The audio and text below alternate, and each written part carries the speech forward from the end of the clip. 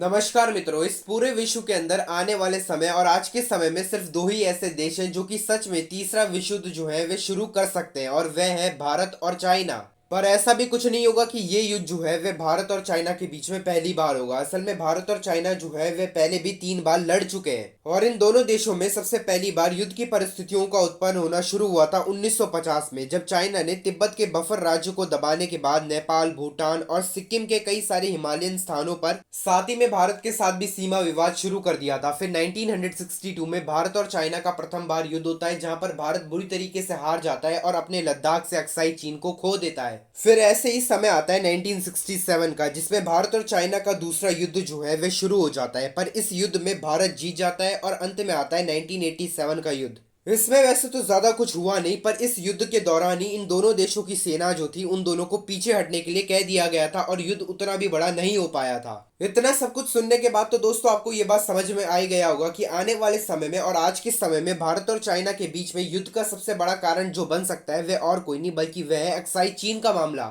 वह भी केवल इस कारणवश कि चाइना जो है वह भारत के ऊपर पहले आक्रमण करे, क्योंकि भारत ने आज तक कोई भी छोटा हो या फिर बड़ा देश उसके ऊपर पहले आक्रमण नहीं किया है। और चाइना के आक्रमण करने के बाद हमारा देश भारत जो है वह भी चुप रहने वालों में से नहीं है। पहले हमला ना करने का मतलब ये नहीं है कि हम कुछ कर नहीं सकते, फिर युद्ध जो है इधर से भी शुरू हो जाएगा।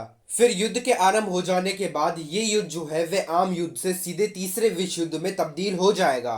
अगर दोस्तों भारत और चाइना के बीच में कभी भी इस प्रकार का बड़ा और भयानक युद्ध जो है वह शुरू होगा, तो फिर इसमें कोई भी शक की बात है ही नहीं कि नॉर्थ कोरिया और पाकिस्तान जो है वे बिना कुछ देखे ही चाइना का साथ देंगे। आज के समय में चाइना का सबसे ज्यादा साथ देने वाले देशों में से एक का नाम है रशिया। पर हो सकता है कि रशिया जो है वे इस युद्ध के दौरान बिल्कुल ही न्यूट्रल हो जाए, क्योंकि भारत और चाइना जो है वे दोनों ही ऐसे देश हैं जिनका रशिया के साथ बहुत ही बढ़िया संबंध है। सीधे सीधे कहूँ तो ये दोनों देश जो है वे रशिया के लिए भाई की तरह है। पर हम आपको ये भी बता देना चाहते हैं कि चाइना जो है वह उस भाई की तरह है जो कि अपने दूसरे भाई की संपत्ति के ऊपर भी नजर रखता है, और वह उसको भी अपना बनाना चाहता है। जैसा कि हम सभी लोग ये बात बहुत बढ़िया तरीके से जानते हैं कि चाइना जो है वह एक ऐसा देश है जो कि आए दिन अपने देश के नए नए नक्शे जो है वह निकालता रहता है, जिसमें भारत के कई सारे क्षेत्रों को वह अपना दिखाता है। यही सब कुछ चाइना ने रशिया के साथ भी करना शुरू कर दिया है। असल में रूस के अमूर क्षेत्र में पूरे बोलोसोई उसुस्की द्वीप को चाइना ने अपने मैप के अंदर खुद का दिखाया है, जबकि वह रशिया का है। इसी प्रकार के नए नए कारण जो है वे चाइना और रशिया के बीच में बहुत ही बड़े बड़े तनाव का कारण जो है वे बन सकते हैं। इसका परिणाम दोस्तों ये भी हो सकता है कि आने वाले समय में अगर कभी ऐसा युद्ध हो तो फिर रशिया जो है वे बिना कुछ देखे ही भारत का साथ दे।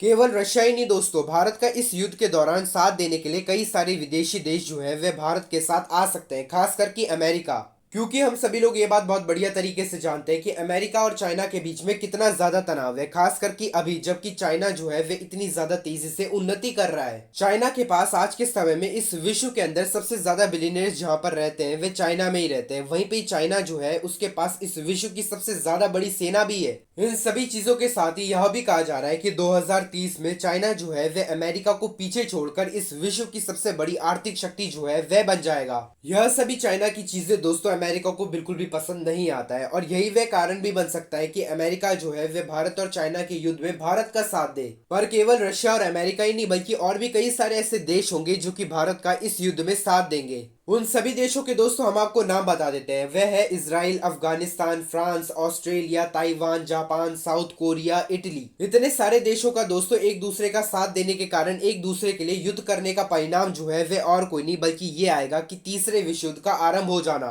साथ ही में दोस्तों हम आपको ये भी बता देना चाहते हैं कि जिस प्रकार हम आपको बता रहे हैं कि हो सकता है कि ऐसे युद्ध हो, इस तरह से हो, जरूरी नहीं है कि हर एक देश जो है वह इसी प्रकार से एक दूसरे का साथ दे। हो सकता है कि यह युद्ध जो है बिल्कुल ही इसके उल्टे तरह से हो, या फिर बिल्कुल ऐसा हो, या फिर बिल्कुल भी ऐसा ना हो। पर यह बात तो पक्का है कि तीसरा विश्व युद्ध जो है इसी के कारण आरंभ हो सकता है। परंतु दोस्तों हमारे मुताबिक आज के समय और आने वाले समय में भारत और चाइना के बीच में इस प्रकार का युद्ध जो है वे बिल्कुल ही नहीं हो सकता है। क्योंकि दोस्तों आप सभी लोग खुद ही सोच कर बताएं कि भारत और चाइना जो है वे किस प्रकार के देश है। क्या ये पाकिस्तान, बांग्लादेश या फिर ईरान की तरह है जो कि हर एक दिन एक दूसरे के साथ लड़ते ही रहते हैं, या फिर इन दोनों देशों में हर एक दिन तख्ता पलट जो है वह होता ही रहता है और इन दोनों देशों की आर्थिक स्थिति जो है वह खत्म होने के कगार पर है। जबकि इन दोनों देशों के साथ ही इन सभी चीजों का बिल्कुल ही उल्टा है। भारत जो है इस समय इस विश्व की सबसे ज्यादा तेजी से बढ़ने और विकसित होने वाला अर्थव्यवस्था है। वहीं पर ही चाइना जो है इस समय इस विश्व की दूसरी सबसे बड़ी अर्थव्यवस्था है। भारत और चाइना एक दूसरे से बिल्कुल ही अलग रूप से चलते हैं, पर पूर्ण रूप से चलते हैं। भारत जो है वे लोकतांत्रिक तरीके से चलता है और चाइना जो है वे साम्यवादी तरीकों से चलता है। वहीं पर ही आने वाले समय में और आज के समय में जहां पर ये दोनों देश जो है वे विकसित ही होते जा रहे हैं, आज के समय में युद्ध करना और आने वाले समय में भी बहुत ही बड़ा मूर्खतापूर्ण निर्णय हो सकता है, क्योंकि इन दोनों देशों के युद्ध में चाहे विजय भारत का हो या फिर चाइना का, क्षति जो है वे इन दोनों देशों को बहुत ही बड़े पैमाने में हो जाएगा। इसी कारणवश कि ये दोनों देश जो है वे एक दूसरे को हराने के लिए कुछ भी करने के लिए तैयार हो जाएंगे, खास करके तब जबकि खुद के देश की भूमि को बचाने का सवाल हो।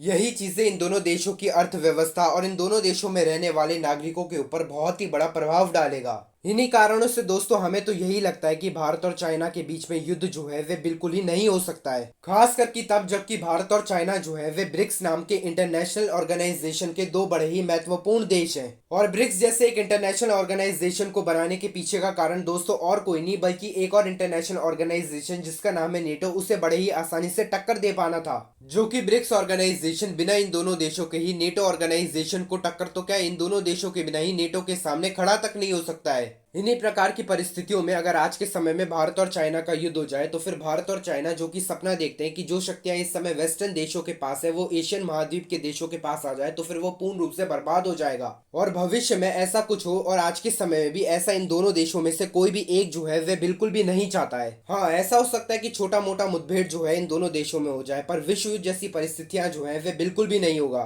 पर अब आप सभी दोस्तों हमें कमेंट सेक्शन में यह लिखकर बताएं कि कभी अगर भारत और चाइना का युद्ध हुआ तो क्या ये दोनों एक दूसरे के ऊपर परमाणु शक्ति का प्रयोग करेंगे।